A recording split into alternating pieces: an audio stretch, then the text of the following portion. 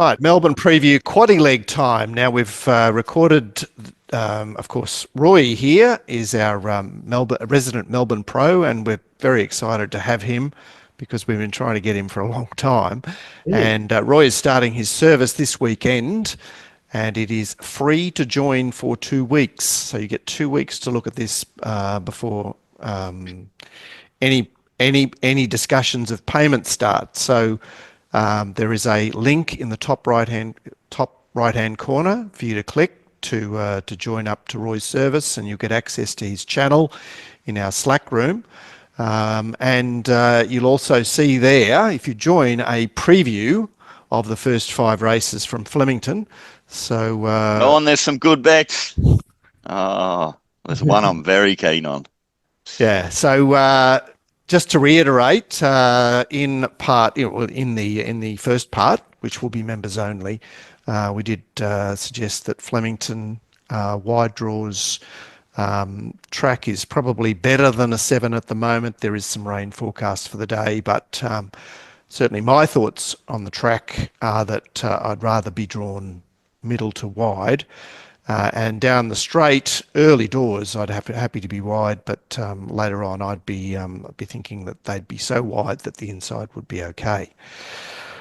So race 6 is a 3-year-old race. It's over the mile, as was the previous. And in this particular 3-year-old race, we have Dark Simba at $6, along with Aha Ha Ha. Calcalo is $6.50, King of Enterprise $9, Detroit City $10, Narbold $11, Snoopy Now $11, Taken is at $12. So it's a wide open race, and the speed is very meh. I've got Royal Hill poking out from the deep, Yaldi underneath them, Taken not that far away, but there appears to be little to distinguish these horses in terms of their early speed. So the map looks complicated, Roy. Yeah, I think the two that you mentioned that I thought might go forward were Taken and Royal Hill, but there's probably not as much speed in this race as there are some of the other races on the card. But geez, I quite like one here, this King of Enterprise. I'm really taken with the way it's going. A couple of very strong wins. It was the talk of the town at Warrnambool before the race, anyway. I guess, yeah, maybe the knock is, Blake Shin was on for a couple of those wins, but the run the other day was just strung up on the inside. Just couldn't get a clear crack at him the whole way down the running, and I think Flemington suits and. Yeah, look, it's a wide open race. I guess, I couldn't declare it, but geez, I think it's the one to beat, King of Enterprise here. Okay, yeah, it looks well in. I mean, John Allen from Gate 1 last time, everything went wrong.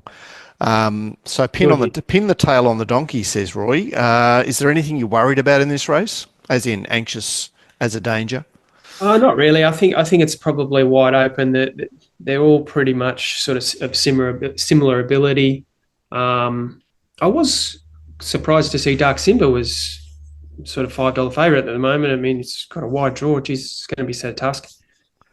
Okay, I did go looking for it simply because it is obviously the figures are through the roof, and it's on a quickish backup, 11-day backup. It's 4th up in this race. I like the look of it, but didn't even get it as short as the market despite looking for it. Aha. Have you got any comment on it, Roy, before we go to Gord? Perfectly ridden the other day. Yeah, certainly, one handsomely, but it, just things went well. It is Jamie Carter, Dakota Keen, which should see it heading the other way in the market.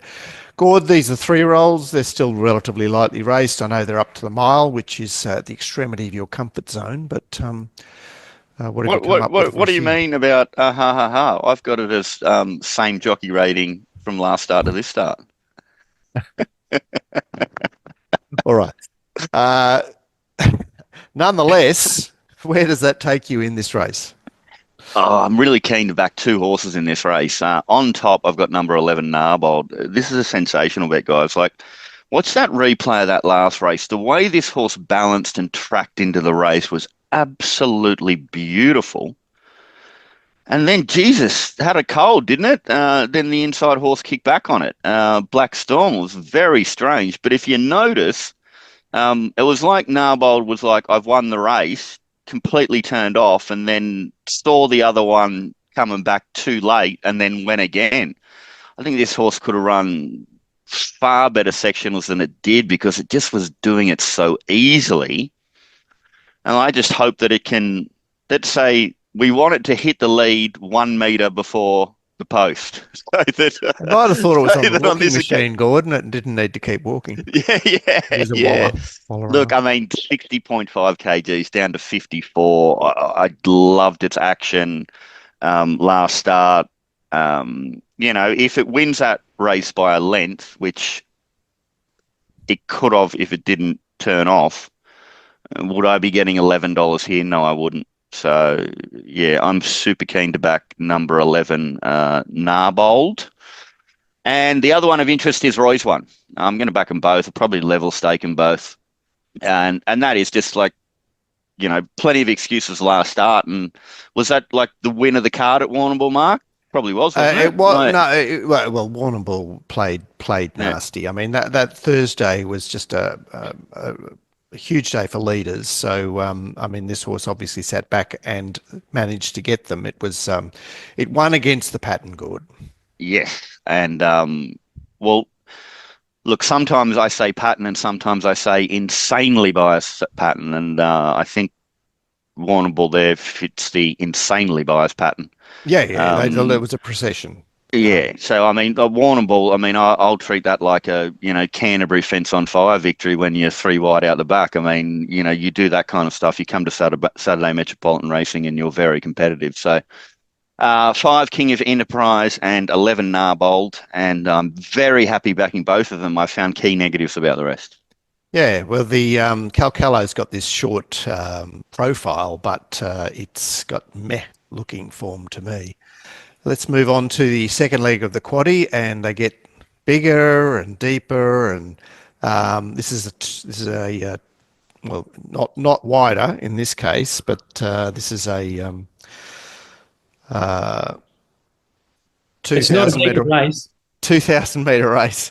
Liberami, who wound up and sailed away with the Night Cup a couple of weeks ago, is a firmer at $3.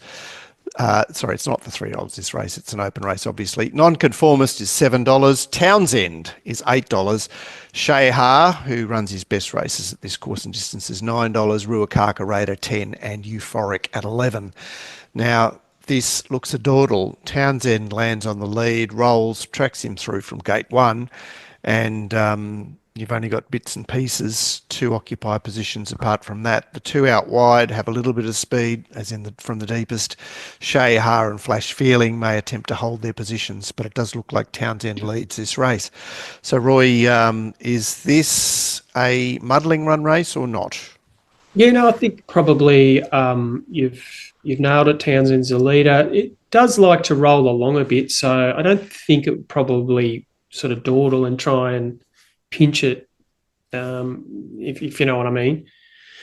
But yeah, no, I think that map's probably about right. I don't think there's any depth in this race at all, and I think you have to be with Liberami again. I just can't go past it. I mean, there's just, where are you going to go in this race if you don't go with it? I mean, you maybe you're relying on the Sydney to Melbourne switch with Townsend, and it was pretty plain last start, wasn't it? Plain at Gosford, although it was a swoopers day, but it's not like it. It was gone on the turn. Yeah, it's had a jump out since, which was okay, but I think this will be winning. I mean, I understand it's only $2.70 or whatever at the moment, Liberami, but it's just flying, likes Flemington. And yeah, I think it'll just come home and sail home past these. I can't really. Where can you possibly go here? There's just nothing bringing anything. Yeah, this is the race that Virtuous Circle won last year, and he's come back from the 2,800 of the Andrew Ramsden to have another crack. It is a race of of carousel horses. Yeah. The interesting thing about Liberami is that for some reason the times were completely dreadful, and it's got something to do with it being the last race on a day that became rain affected. There was rain during the day, and I think they ended up going 7 lengths below out and 7 lengths below home. And we saw Know Thyself win one of those races in Sydney.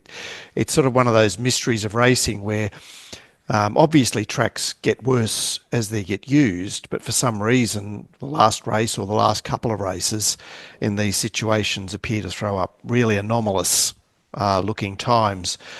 Gord, Townsend's been one of yours in the past. Liberami's obviously found the right race here. Can you take a position? I am going to play. By the way, for those out there who do use sectional data stuff, mark down what Mark said there. It's so important, guys, because the raw figures can be so wrong when tracks are changing and there's not an official track downgrade or whatever. You can really find some good stuff there that some of the Syndos models don't take into consideration, which is a handy little angle to look at sometimes. Yeah.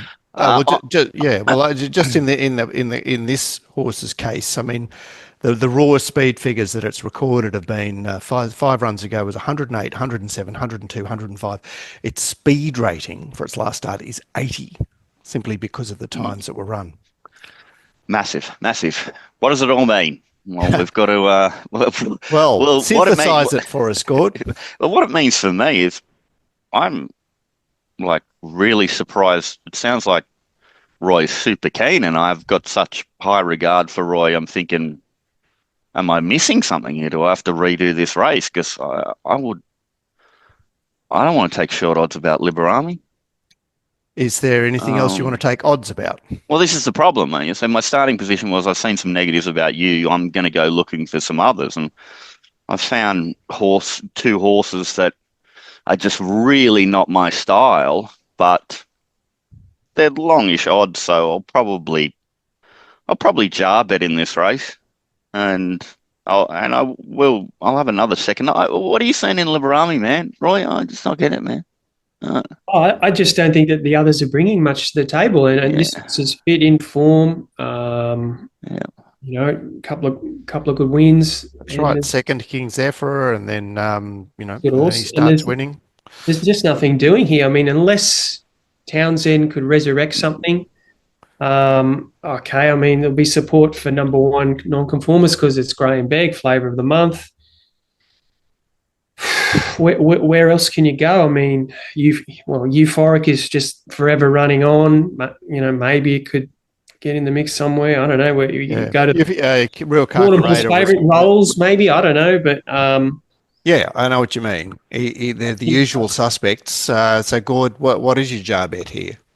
Well, one of them is nonconformist. Just it's not run at its peak distance against such weak opposition in a very long time. Yep. And that could be enough in this race. I mean, when I'm looking at Faulkner Park and some of the lines with this horse, I mean, it's a nonny, but you know what I mean? So, like if I were just to give it the full ranking, it's a nonny in a winning stable. Yes. Like, you know, if I could give it the full rating for its last 2,000 metre run, which is 1.8 lengths off Faulkner Park, I'd steam into the $7. But when you're a proven nonny, then, you know, I can't get as excited as sometimes I can. But it is it's one of the two horses of interest for me. And the other one, which guys out there, it's just such an easy jar bet, maybe even just like a little each way play. And this is this number 6 Macram. Coffee is one of the jockeys you go looking for on the card. We've got the win at Flemington a couple of starts ago, and we've just got the horse is just airborne at Flemington. Loves it. So it's got some lines there against some reasonable horses, loves to track, and it's $23. Well, because of good old Boom Bet, it's $23.50. Don't you love how they do that, Roy? They put the extra 50 cents on, so they're top of the market on your bet. I wonder if they get a bit of extra turnover doing that. Yeah. They might. I don't know. They probably would, man. They probably would. Yeah. Look, I don't have. I'm not keen on either of the two horses I've suggested, but I can't get as excited as Roy on the favourite. So I thought a couple of little roughy plays. By the way, Okay. guys Yeah, out there, so $7 is a roughie for me as well. let's go to the penultimate, which is again over 2,000, this time for 3-year-olds. And Chocolate, scratch from Randwick, is $4.20 and firm. I Only Wish is also firmed at $5. Stylish Secret is $6.50. $11. Champagne Jenny, who I'm pretty sure I saw in a maiden at Warrnambool, is $11. In fact, Neptunite I also saw in that same maiden, and it promises to be the leader in this race. So Gay out in 16. To zoom across, Neptunite, that is, Winston has some speed middle doors, but other than that, they're all sort of midfielders. So we have our leader, and we perhaps have our horse chasing, but other than that, they have to work out how to form up. Certainly, Chocolates is more of a back marker, as is Champagne Jenny. Roy, we see a Gay horse in this race, we generally know what that means, but in terms of the shape of the race, do you have any other thoughts? No, I think you've certainly. Well, I think it might be a little bit quicker than maybe what you sort of anticipated, but Because of the size of field, has to keep going. size of the field, I guess it depends on. Obviously, Neptunite's drawn 16. Winston's got toe. Queensbury's will be up there as well. I think it'll be okay. I think it'll be pretty good pace. Yep. Oh, geez, I'm keen here. This I Only Wish. I think this might be the best bet of the day, and it's a price too. It's $4.80. I can see that maybe Chocolates will have friends because it's still lightly raced, improving, hit the line well the other day. But geez, the ride on this I Only Wish the other day against a good horse too, Mediana. I mean, this is the one to beat for sure. All right, so 2,000 metres. Talk to me about 2,000 metres, because it seems to have taken a long time to get here, like last four query, starts over the mile.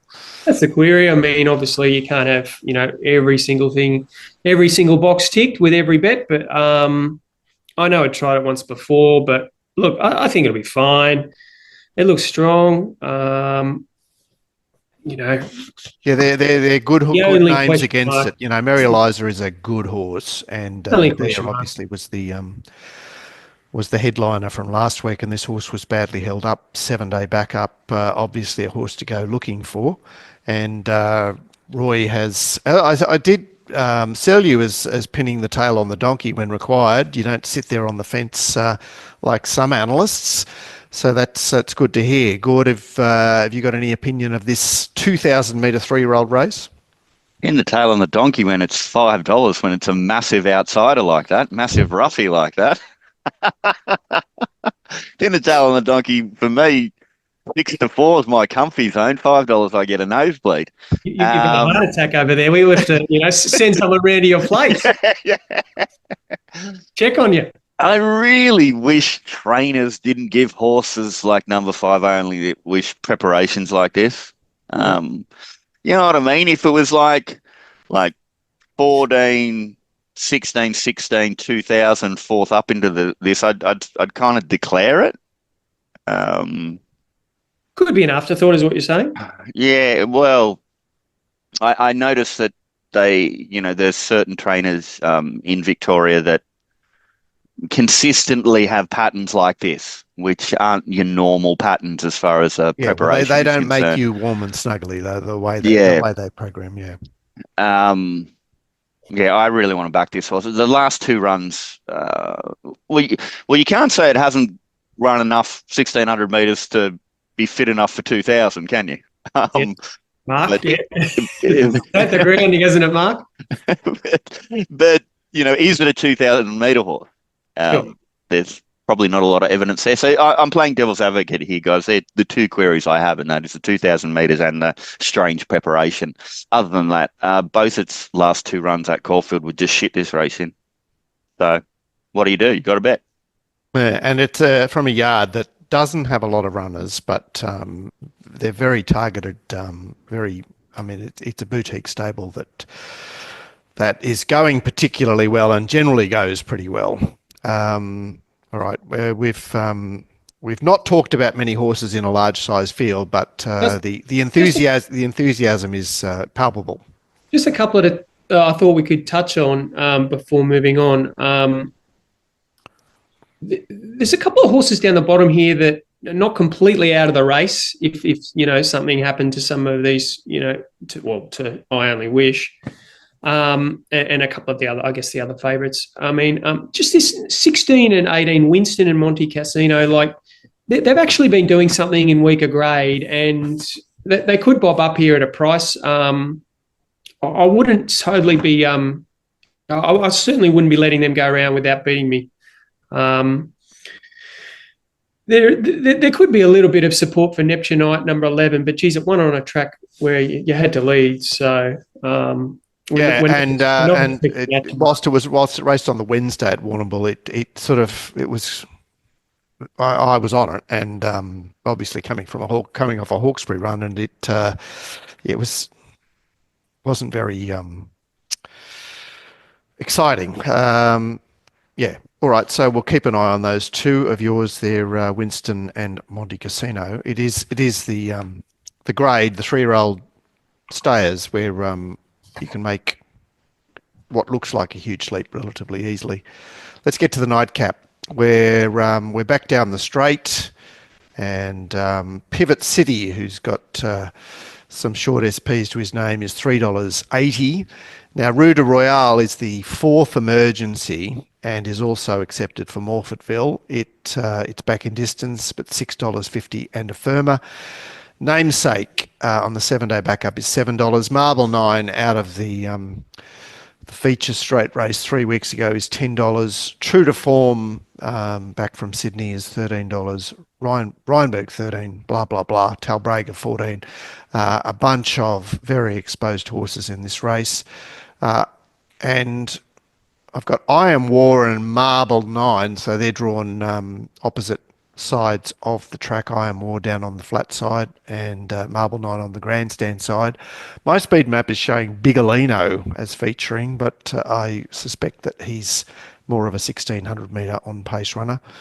Talbraga is second from the outside there. Home Rule has some speed, and you would expect Rue de Royale to go with them early as they head across to the grandstand, this giant field, should it get a run. So there are a few ponderables here, obviously, Roy. Will the bottom one start, and what the likely makeup of this race is come final fields. But what are you telling us on Thursday for the last race on Saturday? Yeah, well, obviously it's a little bit tricky with this Rue de Royale, whether or not it's going to get a run. It's going to be heavily in the market, but it is the 4th emergency at this stage, so hard to know what to do there. Look, I think there's probably not really many horses I was interested in. I don't think it's a great race to get involved in. Pivot City, look, it was badly held up the other day. There's no doubt about it. There's a little bit of talk about maybe it could have attacked the line the last 100 a bit better, but I think it was probably fine, all things considered. It's obviously going to be the one to beat. Rue de Royale is going to be thereabouts. I like the back in distance. I think that'll help it. But there was one other horse I think which is certainly worth mentioning is Redout's Night. Goes well at this Flemington down the straight, and it could be a horse at a price. It's only $10 at the moment, but with those connections... No, I think it was accepted for that title fighter race 3 weeks ago and was pulled out. So slight query on whether it likes the wet, but I thought it could be a knockout at a price. But I guess if Rue de Royale doesn't get the run, you really are back to Pivot City. Unfortunately, it's going to be short, though. It's going to probably be... Well, he's developed a reputation, hasn't he? Pivot City since winning the 78 down the straight here first up at long odds, touching off impressive enough, who's 16-1 here. But since then, he's obviously run very well against the bias to LEU, and then unlucky to Marble 9, and then unlucky again at Caulfield. It looks the one to beat. Back to the straight. Gord, what are you saying about Pivot City and this race? This horse just is always priced off hype, and it's not proven at all. So kind of horses that I really want to be against.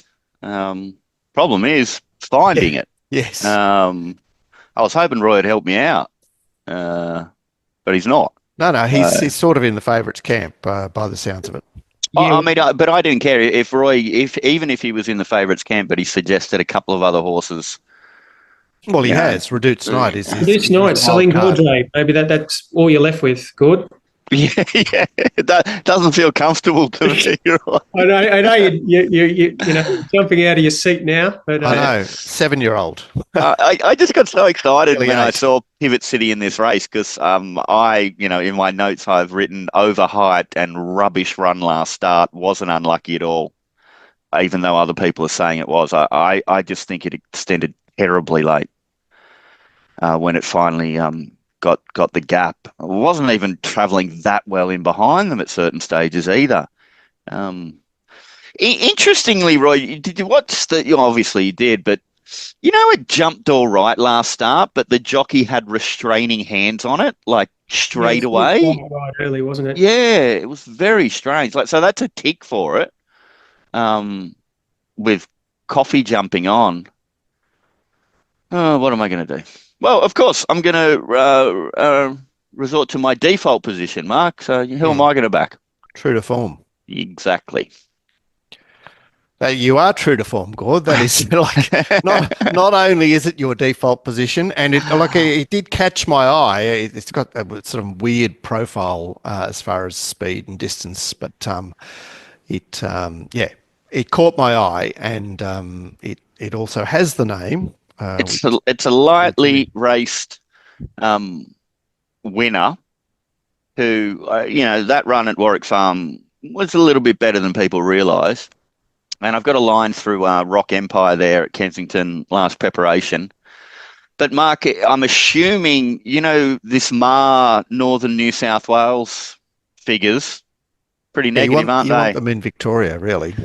Horses in Victoria. Well, the good thing about this one is it's been 7 weeks since that run at Warwick Farm, and obviously longer than that since the trial at Scone. So I'd really like to find out how long it's been down in Melbourne for. It's an easy bet, guys. $13 when I've got question marks about Pivot City, and I really couldn't find anything super strong about the others. I mean, for Christ's sake, Roy, I even had a second look at Tijuana, for God's sake. That's how hard I was trying to find something. You want to go on holiday? Yeah, I'm back in true to form, guys. Okay, so that's they're the quaddie leagues in Melbourne. Now, as far as Eagle Farm is concerned, obviously we previewed 2 races which are being replayed. Well, they're not being replayed. They were never played in the first place.